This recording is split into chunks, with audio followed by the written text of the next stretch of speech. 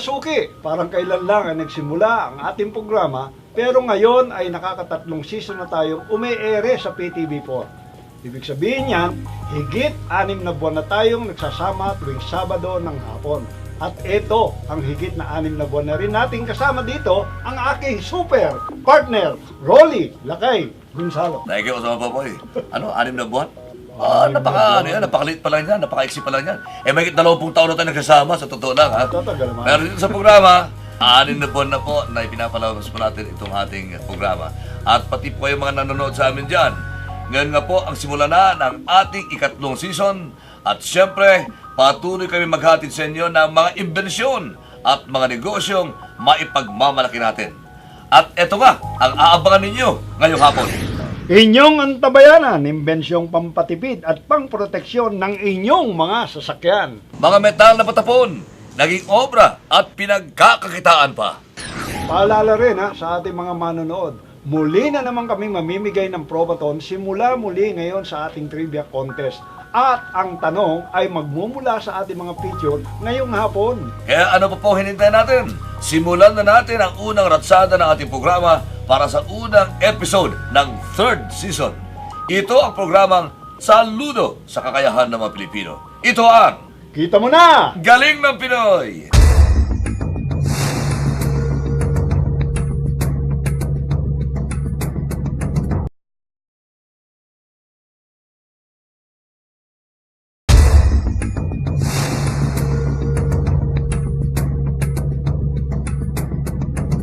Ito pa rin ang programang Kita Mo Na, Galing ng Pinoy. Kagaya nito, kasama Lakay, Oo. nakikita mo to. Challenge 21. Tama. Malapit na para ito ay inyong pakinabangan. Some break. Malapit na po matapos ang classes. Kung wala kayong pagkakabalahan, imbes na manood ko na kung ano-ano sa mga computer. Eto, pinakamaganda. Pinaka-latest na imbensyong board game. Gawang Pinoy at kasama Popoy. Natatanda mo, winner ito nung nakaraang science Nice. tawag dito, nice exhibit o kaya nice contest na mga invention na naman. Award yan. Award po itong Challenge 21 ito. At nalaro na ito ni Secretary Mari Montejo ng Department of Science and Technology. Yes, at ang isang kagandahan nito, partner, dahil malapit na rin ang ating Semana Santa, Semana Santa, Todos los Santos, Yes. hindi ba? Pwede. Makikita mo, napakasarap laro niya sa sementeryo. Yes. Kesa kayo ay magbaraha. Yes. Di ba? Partner Lakay, na magsimula ang ating show, iba't ibang mga imbensyon, ang produktong naipakita natin na makakatulong para mapatipid at mapangalagaan ang ating mga sasakyan. Tama, totoo yan. Totoo yan, Kapopoy. At sa taas ba naman ang presyo ng produktong petrolyo, pati na pyesa ng sasakyan. Malaking tulong ang mga nalikang produktong makapagpatipid ng konsumo ng gasolina at maproteksyonan ang kanilang mga sasakyan. At para madagdagan pa ang kanilang pagpipilian, para mapatipid ang gastusin para sa kanilang sasakyan, ito pa ang isang produktong inyo na namang hahangaan. Walang iba kundi ang green oil. At kung paano po ito gagamitin, eto at panoorin po natin. Maituturing ng isang pangangailangan sa ating bayan ang sasakyan. Kaya naman marami sa ating mga kababayan ang nagsisikap na magkaroon nito. At kaakibat ng pag-aari nito ay ang pagtaas presyo ng gasolina at pagmahal ng pyesa. Kaya malaking tulong ang mga produktong makakatulong na mapatipid at mapangalagaan ang sasakyan. Isa na nga dito si Dennis Alvarez na hindi lang isa kundi 2 produkto pa ang ipinakilala. Dalawa po itong produkto na ini-introduce natin sa merkado. Ang isa po ay yung IC Green Motor Oil Enhancer. Ito po yung dinadagdag po natin doon sa existing nating motor oil. At ikalawa naman po ay yung IC Green Biofuel Power Booster. Ito po yung ginagamit po natin na dinadagdag sa gasolina naman. At ito ang nagbibigay ng lakas po sa ating makina. Halos 1 dekada na ang produkto ito ay namayagpag na. Nasa 9 na taon na rin po kami sa merkado. Nakapag-introduce na rin po kami sa Jakarta, Indonesia. Pagsunog na maayos sa gasolina, yan ang katangiang taglay ng produkto. Bakit IC Green? Kasi po, yung IC po stands for internal combustion. At yung green naman po, ito yung para sa environment po natin. Ang nagagawa po nitong produktong ito, both po Either yung fuel po additive at saka yung motor oil additive ay nakapagbibigay ng lakas po ng makina para itaas yung kompresyon para pag pasok po ng fuel ho natin ay almost completely burn. Ito po ay nagbibigay ng 40 to 80% reductions of carbon emission. At bukod sa tamang pagsunog ng gasolina, dagdag lakas pa ang dulot ng produkto ito. Lahat ng uri ng sasakyang panglupa pwede itong magamit. Maging barko man, ito rin ay swak at sulit. Ginagamit ko sa lahat ng uri ng sasakyan. Kotse, bus, truck, jeepney, motorsiklo. Pwede rin itong gamitin sa generator. Ito rin ay ginagamit sa barko doon sa marina. Mapa gas or diesel ang application nito. CNG or LPG man. At sa sandaling mailagay mo na ang mga additive na ito, ramdam mo na agad ang pagbabago at lakas ng iyong sasakyan. Alam nyo po, glaring po ang mararamdaman nyo pag gamit mo po ito. 10 minutes lang po mararamdaman mo ang lakas ng makina. Katulad ng pag-start mo at pag-akyat mo sa ibabaw ng tulay na hindi umaapak ng silinyador na nag-start ka ng 750 RPM. Ilalagay mo po agad-agad from full stop at nilagay mo sa 5th gear. At hindi mo po aapakan ang iyong silinyador hanggang makatungtong ka sa ibabaw ng tulay.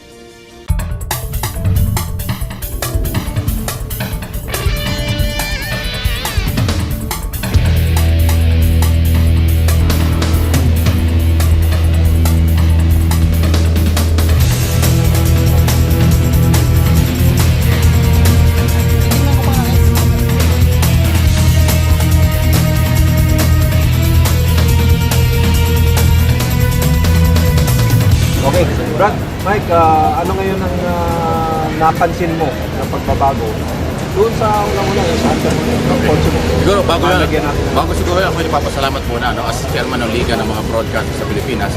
Papasalamat kami dahil kami yung nagpapatunay na malaking tulong ito. Nakatipid at saka napakasarap itakbo. Malambot kasi siya doon sa highway na galingan natin. Parang kaunting apa ko lang gumagano sa rest. Sa Tagalog yung sumasagit kita gano'n. Tumutulin talaga.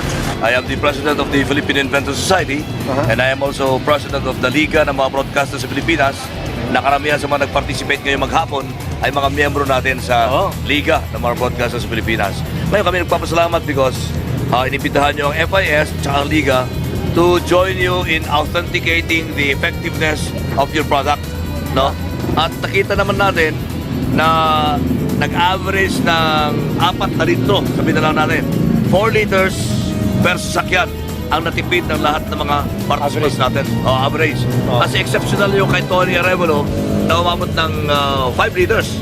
Wow! Kasi nag-maintain siya ng 100 kilometers na speed. Maging sa konsumo sa gasolina, ginahawa sa bulsa ang hatid ng produkto ito. Katipiran niya ay pinatunayan. Sa katipiran naman, nag-test ho kami sa isang Mazda MPV. At ito po ay nagkaroon ho kami ng testing from A. Bonifacio papunta po doon sa Lecture Petron. So Petron to Petron po, pagkalampas po ng San Fernando. At ang resulta po, doon sa pagpunta ho namin doon sa San Fernando Lecture, ay nagkaroon po ng 63 kilometers ang reading ng kilometrahe. At nakasunsumo po kami ng 4.12 liters. So in other words, nagkaroon po ng effective consumptions po nito na 15.7 kilometers per liter. Ang ginawa ho namin ay naglagay po kami ng 2 IC Green Oil Enhancer doon sa makina. At naglagay din ho kami ng yung IC Green Biofuel Power Booster na nilagay naman namin doon sa fuel natin, yung sa diesel. At ang resulta, nagkaroon po at tumakbo ho kami pabalik ho doon sa pinagsimulan namin. At nagkaroon ng 21 plus kilometers per liter ang resulta. So, ibig sabihin, pag kinumpute po ninyo yon, nagkaroon po ng 37.96% fuel savings. Isa pang gandang dulot nito, pangalagaan ang kapaligiran, lalo na ang kalikasan. Mismong isang sangay ng pamahalaan, ito ay naging saksi at napatunayan.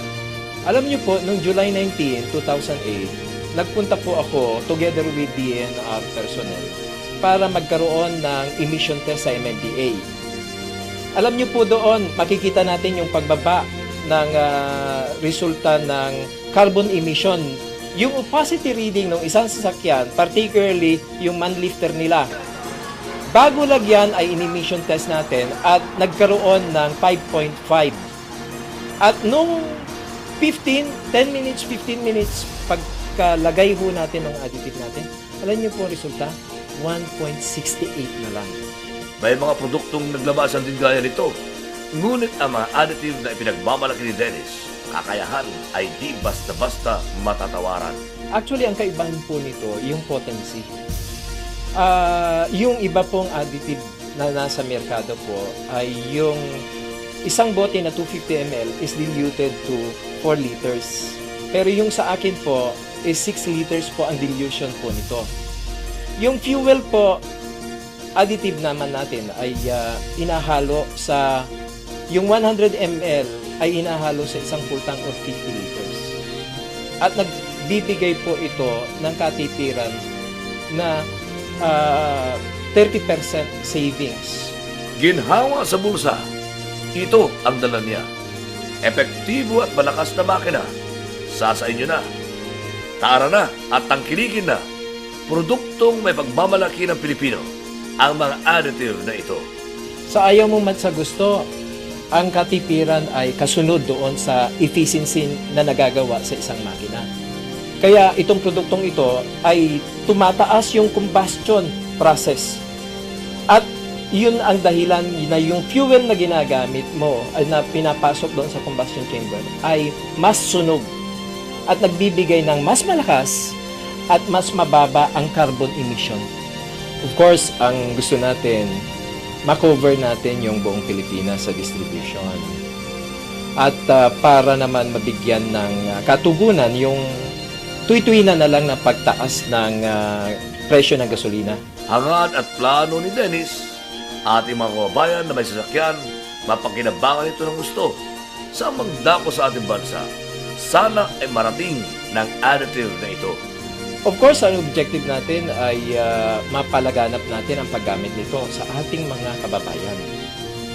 At of course, napaloob doon, kung sama-sama tayo na gumagamit nito, ay pwede itong alternatibang solusyon doon sa tinatawag nating climate change issues. Kasi nga, ang paggamit nitong produktong to ay bumababa nga yung carbon emission. Then, ito ay inisyatiba na pwede natin gawin, Filipino style, na maibaba natin, sama-sama tayo, maibaba natin yung antas ng emission, katugunan doon sa Kyoto Protocol na pinag-uusapan. Ginhawa sa bulsa, ito ang dala niya. Epektibo at malakas na makina, sasain nyo na. Tara na at tangkilikin na. Produktong may pagmamalaki ng Pilipino, ang mga additive na ito.